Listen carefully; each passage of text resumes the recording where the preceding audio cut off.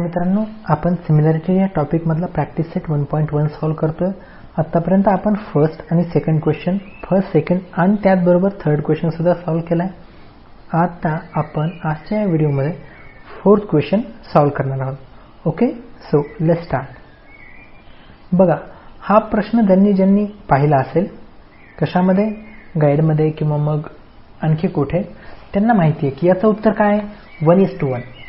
Okay, याचं उत्तर काय, 1:1. पण नेमकं हे उत्तर आलं कशामुळे याच्याबद्दलची आपण पूर्ण इन्फॉर्मेशन आज घेऊया. ठीक आहे.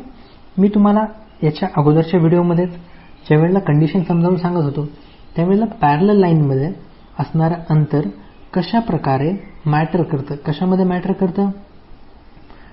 मॅटर करतं की त्या दोन रेषांमधलं अंतर सांगण्याकरता, आणि जर त्या दोन रेषांच्या मध्ये एखादा ट्रायंगल असेल तर त्याची हाईट मेन्शन करण्याकरता कशा प्रकारे काम करतं याच्याबद्दल पूर्ण इन्फॉर्मेशन दिली आहे.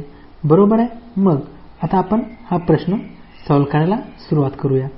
ठीक आहे. सो पहा, तुमच्याकडे पुस्तक आहेच आहे. पुस्तकामध्ये पहा, तुम्हाला विचारलंय की AP ही जी लाईन आहे ही काय, परपेंडिक्युलर आहे, आणि AD आणि BC या दोन लाईन्स काय, AD आणि BC या दोन लाईन्स काय, पॅरलल आहेत. मला सांगा, मी आता तुमच्यासमोर ज्या ज्या गोष्टी लिहितोय त्या गोष्टींसोबत तुम्ही माझ्यासोबत ॲग्री करत आहात का हे मला सांगा. ठीक आहे. मला सांगा, मी इथं लिहिलं in triangle ABC and triangle BCD. आता मी इन ट्रायंगल ABC आणि BCD असं का लिहितोय, कारण आपल्याला विचारले कोणाबद्दल, APC आणि BCD बद्दल विचारले, कारण त्यात ट्रायंगल तर भरपूर आहेत. इथे ट्रायंगल्स खूप सारे आहेत. खूप सारे म्हणण्यापेक्षा चार ट्रायंगल्स आहेत, पण आपल्याला ज्यांचा अभ्यास करायचा आहे आपण त्यांच्याबद्दल बोलूया. In triangle ABC and BCD have same base. काय, हॅव सेम बेस. मला सांगा, या दोन ट्रायंगलमध्ये ABC आणि BCD यांच्यामध्ये सेम बेस आहे, हे तुम्हाला फक्त BC कॉमन आहे याच्यावरून लक्षात आलं ना? हो, यायलाच पाहिजे, कारण मी तुम्हाला मागच्या व्हिडिओमध्ये याच्याबद्दल डिटेलमध्ये बोललो होतो. Have same base BC. Okay, ही झाली आपली पहिली कंडिशन. त्याच्यानंतर आपण असं म्हणू शकतो, triangle ABC and triangle BCD are on two parallel lines. आता याचा अर्थ काय? याचा अर्थ काही नाही, याचा अर्थ खूप सोपा आहे. काय की हे जे ट्रायंगल ABC आणि ट्रायंगल BCD आहेत, हे दोन्हीही ट्रायंगल, हे काय, हे दोन्हीही ट्रायंगल पॅरलल लाईन्सवर आहेत. बरोबर आहेत. Are on two parallel lines and we know. आता वी नो कशामुळं ते म्हणायचं, काही माहिती असं नसो, वी नो म्हणतच राहायचं, आपल्याला माहिती सगळं. ओके. अँड वी नो, काय वी नो, द डिस्टन्स, काय, the distance between two parallel lines. कसं असतं, दोन पॅरलल लाईन्स मधलं distance is always constant. Therefore, काय therefore,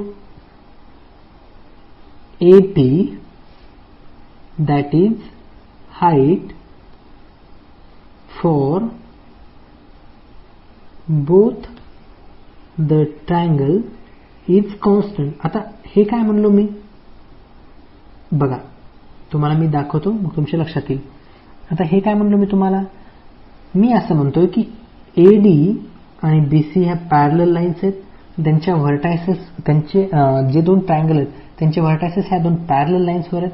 त्याच्यामुळं काय, त्याच्यामुळं ही जी AP हाईट आहे, कोणती, ही जी AP हाईट आहे, ही AP हाईटच यावाल्या ट्रायंगलची सुद्धा असेल, मान्य प्रत्येकाला. आणि दोघांचं मेजरमेंट काय असेल, सारखंच असेल. माप कसे असेल, सारखंच असेल.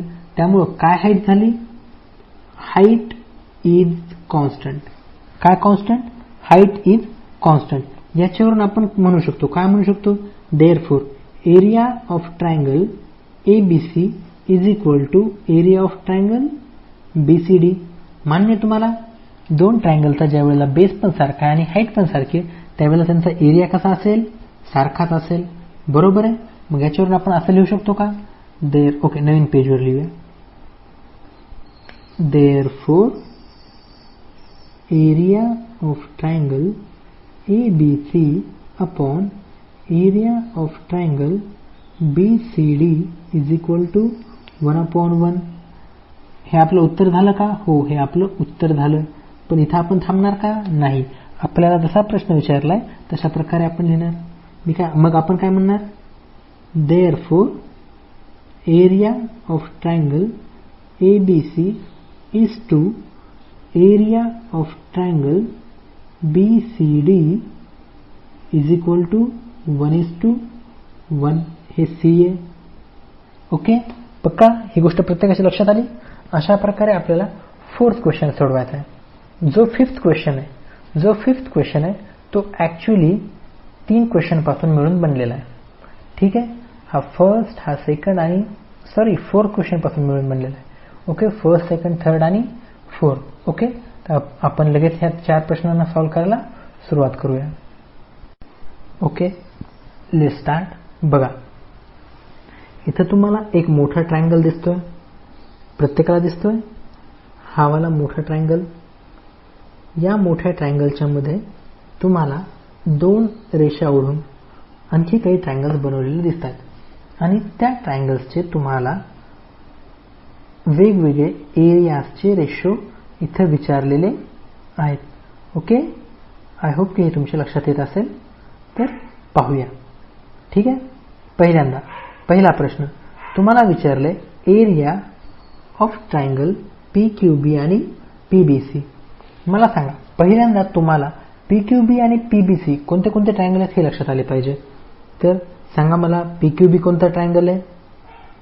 ओके, मी ज्याला कलर करतोय तो ट्रायंगल PQB आहे की नाही हे तुम्ही मला सांगा. हा ट्रायंगल PQB आहे हे प्रत्येकाच्या लक्षात आलं. बरोबर आहे.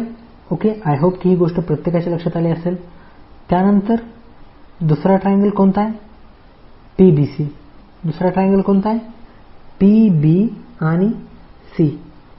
PBC मध्ये हा पूर्ण PQC येतो, ही गोष्ट तुम्हाला मान्य आहे का. ओके, PQB म्हणजे हा वाला छोटा आणि PBC म्हणजे हा पूर्ण. ओके, प्रत्येकाला लक्षात आलं. आता मला सांगा, तुम्हाला हे बघितले बरोबर पहिल्यांदा लगेचच ही गोष्ट लक्षात आली का. ही गोष्ट म्हणजे कोणती, की इथं ही जी हाईट आहे PQ हाईट दोन्हीकडे पण सेम आहे. ही गोष्ट तुमच्या लक्षात आली का. ओके, मग ती गोष्ट तुमच्या लक्षात आली तर मला सांगा, जेव्हा 2 ट्रायंगल्सचा हाईट सारखी असते त्यावेळेला त्यांच्या एरियाचा रेशो कशाला प्रपोर्शनल असतो, त्यांच्या बेसिसला. बरोबर आहे. मग याचं उत्तर काय येईल, area of triangle PQB upon area of triangle PBC is equal to, याचं उत्तर काय येईल, PQBचा बेस. सांगा मला, PQBचा बेस काय आहे.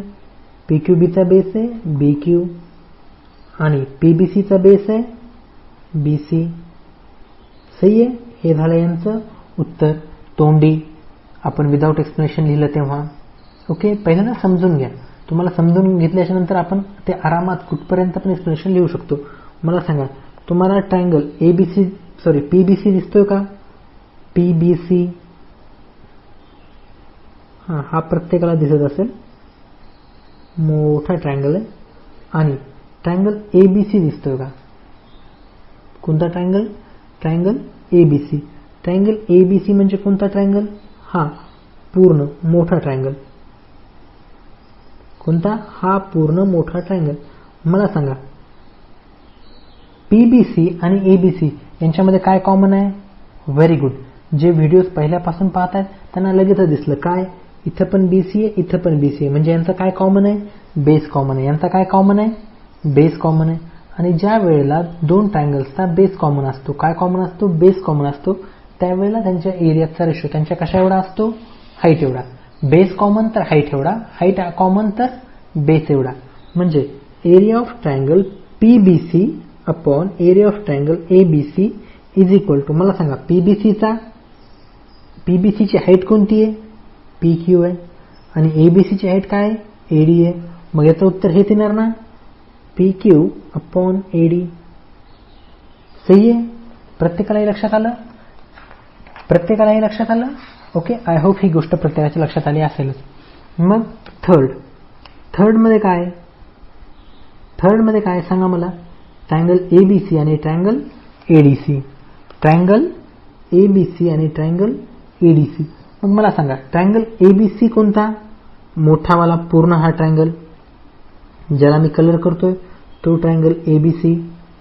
ओके, आला प्रत्येकाच्या लक्षात? हा ट्रायंगल काय आहे? ABC. आणि ट्रायंगल ADC कोणता आहे? ट्रायंगल ADC म्हणजे हा वाला ट्रायंगल. बरोबर आहे. मला सांगा ABC आणि ADC यांच्यामध्ये तुम्हाला काय कॉमन दिसतंय? व्हेरी गुड, व्हेरी गुड, खूपच छान. यांच्यामध्ये तुम्हाला काय कॉमन दिसतंय? त्यांची हाईट. त्यांची काय कॉमन दिसतीये? हाईट. बरोबर आहे. AD ही हाईट दोघांनाही कॉमन आहे. मग ज्या वेळेला हाईट कॉमन असते त्यावेळेला त्यांचा एरियाचा रेशो कशा एवढा असतो? बेस एवढा. सांगा मला ट्रायंगल ABC चा बेस काय आहे? BC.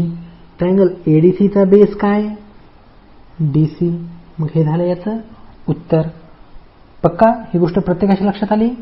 आता नेक्स्ट फोर्थ आणि लास्ट वाला पॉइंट क्वेश्चनच काय? Fourth question triangle ADC upon PQC. बघा तुम्हाला मी सांगतोय हा आपला फर्स्ट टॉपिक आहे, त्यामुळे मी तुम्हाला हे आकृत्यांसहित समजून सांगण्याचा प्रयत्न करतोय. जशी जशी तुमची अंडरस्टँडिंग वाढेल तसं तुम्हाला ह्या आकृत्या अशा कलर करून मला दाखवायची गरज पडणार नाही. ओके, हा झाला ट्रायंगल ADC. आता मला सांगा ट्रायंगल PQC कोणता आहे? वेट, ट्रायंगल PQC कोणता आहे? हा वाला दिसला प्रत्येकाला? Triangle PQC. मला सांगा ADC आणि PQC यांच्यामध्ये काही कॉमन आहे का? व्हेरी गुड, काहीच कॉमन नाहीये. मग मला सांगा ज्या वेळेला काहीच कॉमन नसेल त्यावेळेला त्यांचा एरियाचा रेशो कशा एवढा असेल? त्यांच्या बेसच्या मल्टिप्लिकेशनचा कशासोबत? हाईट सोबत. बरोबर आहे. DC upon AD upon QC into PQ. मान्य प्रत्येकाला? मान्य प्रत्येकाला? बस अशा प्रकारे आपल्याला हे क्वेश्चन सॉल्व्ह करायचे. आणि प्रत्येक वेळेला प्रश्न लिहिताना आपण काय म्हणणार? आपण सांगणार की ट्रायंगल PQB आणि ट्रायंगल PBC यांच्यामध्ये काय कॉमन आहे आणि कशामुळे आपण तशा प्रकारे हा पूर्णच्या पूर्ण प्रश्न सॉल्व्ह केला. म्हणजे कसं, मी तुम्हाला एक सॉल्व्ह करून दाखवतो, तुम्ही नेक्स्ट तशा प्रकारे लिहिण्याचा प्रयत्न करा. ठीक आहे, मी तुम्हाला फर्स्ट क्वेश्चन लिहून दाखवतो. पहिल्यांदा असं लिहायचं, in triangle PQB and triangle PBC base. Okay, wait, let me check. PQB and PBC. Okay, त्यांच्यामध्ये बेस नाही, त्यांच्यात हाईट कॉमन आहे. त्यांच्यात काय कॉमन आहे? Height.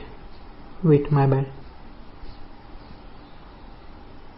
In triangle PQB and triangle PBC, height is same. Therefore, ratio of areas is proportional to. आता या proportionalचा अर्थ सुद्धा मी याच्या अगोदरच्या व्हिडिओमध्ये सांगितलेला आहे. Is proportional to their. Okay, proportional to their ratio of their corresponding bases. Ratio of their corresponding bases म्हणजे काय? काही नाही. ज्यावेळेला दोन त्रिकोणांची हाईट सारखी असते त्यावेळेला त्यांचा एरियाचा रेशो हा त्यांच्या बेसिस एवढा असतो. सही आहे. मग therefore area of triangle PQB upon area of triangle PBC is equal to QB upon BC. बस आता तुम्हाला नेक्स्ट ट्रायंगल साठी काय करायचंय? नेक्स्ट ट्रायंगल साठी तुम्हाला ही जागा आणि त्यांच्यामध्ये कॉमन काय, बस एवढ्या गोष्टी बदलून सेम अशाच प्रकारे क्वेश्चन सॉल्व्ह करायचे. ओके. जर काही अडचण आली तर मला सांगा, मी आणखीन एक व्हिडिओ बनवून पूर्णच्या पूर्ण 4ही क्वेश्चन कसे सॉल्व्ह करायचे हे लिहून देईल. पण माझ्यामध्ये तरी 10च्या स्टुडंटला याच्यामध्ये अडचण येऊ नये, आणि अडचण येत असली म्हणजे तुमच्यात काही फॉल्ट किंवा प्रॉब्लेम आहे अशातला प्रकार नाही. ओके. जर अडचण येत असेल तर मला नक्की विचारा, मी नक्की मदत करेल. ओके. Thanks for watching.